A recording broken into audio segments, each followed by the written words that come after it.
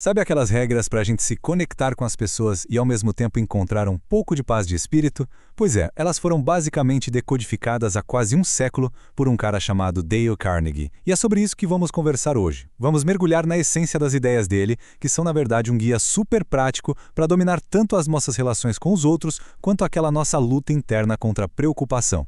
Pois é, essa é a grande pergunta que o Carnegie tentou responder.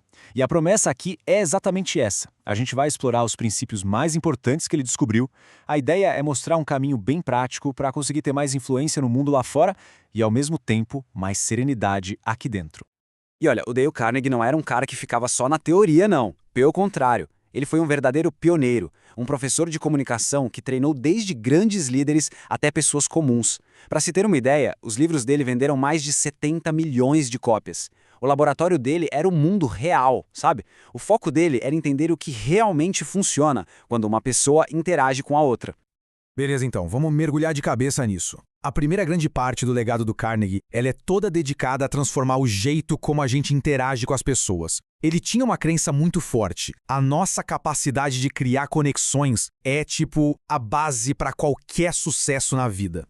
Parece simples demais, né? Mas olha que interessante. Para o Carnegie, ser uma pessoa amigável não é só um jeito de ser, um traço de personalidade, não. É uma habilidade, algo que a gente pode aprender e desenvolver. E é justamente esse o ponto de partida para qualquer tipo de influência que seja de verdade, que seja genuína. E aqui vem as ferramentas práticas. A base de tudo, o comecinho mesmo, é parar de criticar, de condenar ou de ficar se queixando. Em vez disso, a gente deve oferecer um reconhecimento, uma apreciação honesta e sincera. O Carnegie sacou que quando a gente se interessa de verdade pelas outras pessoas, quando a gente se torna um bom ouvinte e fala sobre o que interessa a elas, isso simplesmente desarma qualquer um, cria uma conexão quase que imediata. Afinal de contas, todo mundo quer se sentir ouvido e valorizado, né? Essa aqui é uma daquelas ideias que são tão simples que chegam a ser geniais. Usar o nome de uma pessoa é reconhecer que ela é única, que ela existe. É como se fosse uma mensagem bem sutil que diz: "Ei, eu estou vendo você, você é importante." Essa é, sem brincadeira, uma das ferramentas de comunicação mais poderosas que existem e, ao mesmo tempo, uma das que a gente menos usa. Ok, uma vez que essa conexão foi criada, qual é o próximo passo? A persuasão. Mas a forma como Carnegie via isso é totalmente o contrário do que a gente imagina. Não tem nada a ver com vencer um debate ou uma discussão. Tem a ver com construir uma ponte. Então se liga no ponto central aqui.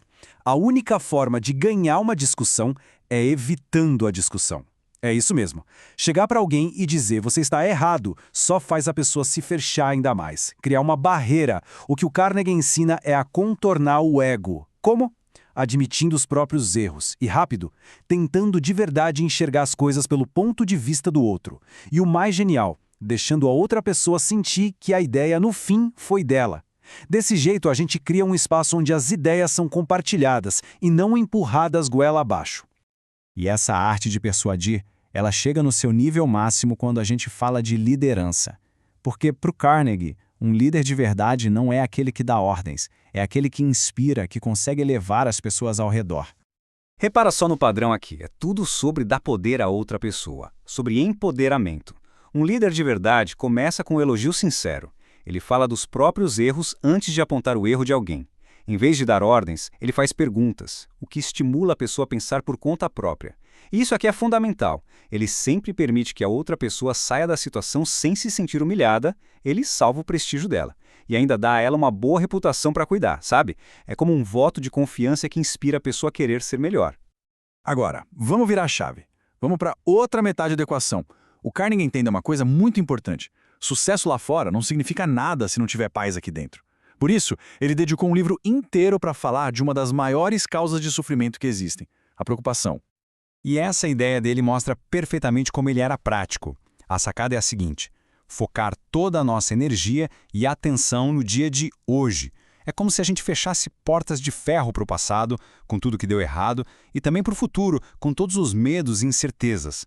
A única coisa que importa são as 24 horas que estão bem na nossa frente. Essa aqui é quase uma fórmula do Carnegie para dissolver a ansiedade.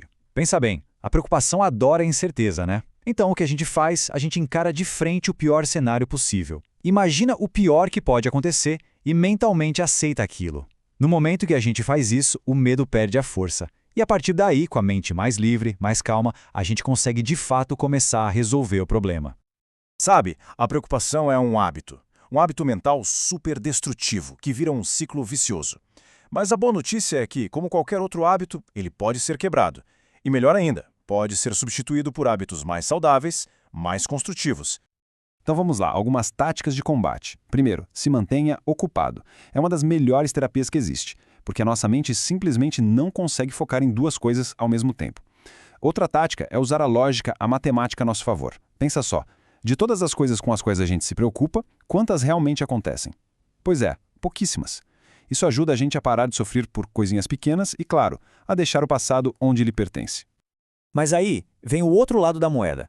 Às vezes, a luta não é para mudar a situação, é para a gente se adaptar a ela. Quando uma coisa está totalmente fora do nosso controle, ficar lutando contra só gera mais e mais sofrimento. A paz, muitas vezes, vem da aceitação, de cooperar com o inevitável, de dançar conforme a música da realidade. Essa é a parte da construção, sabe? De construir uma verdadeira fortaleza mental. E como se faz isso? Enchendo a nossa mente com pensamentos de paz, de coragem, de saúde, de esperança, em vez de medo. É focar na gratidão, ou, como ele diz, contar os seus bens. É tentar tirar algo de bom até das perdas e, muito importante, é ser autêntico, não ficar tentando imitar os outros. É um trabalho de todo dia para proteger a nossa paz interior. O Carnegie também foi um dos primeiros a falar abertamente da conexão entre mente e corpo. Ele sacou uma coisa fundamental. Uma pessoa cansada é um alvo perfeito para a ansiedade. Quando o corpo está exausto, as nossas defesas mentais e emocionais simplesmente desabam. E para lutar contra esse cansaço, ele receitou 4 hábitos de trabalho que ajudam a economizar energia.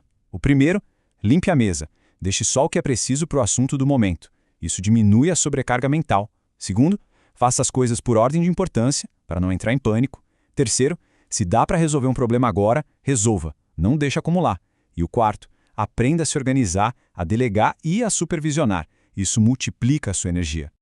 No final das contas, a obra do Carnegie não é para ficar na estante sendo admirada como teoria. É um manual, uma caixa de ferramentas para ser usada no dia a dia. O verdadeiro valor não está em só conhecer esses princípios, mas sim em colocar eles em prática.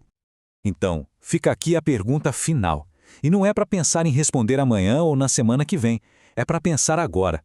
Qual desses princípios pode ser colocado em prática agora mesmo para mudar o rumo do dia? Será que é usar o nome de alguém numa conversa? Ou talvez evitar fazer uma crítica que estava na ponta da língua? Ou quem sabe decidir cooperar com o inevitável com aquele problema que está tirando o sono? A escolha de um único princípio, um só, já pode ser o começo de uma transformação gigantesca.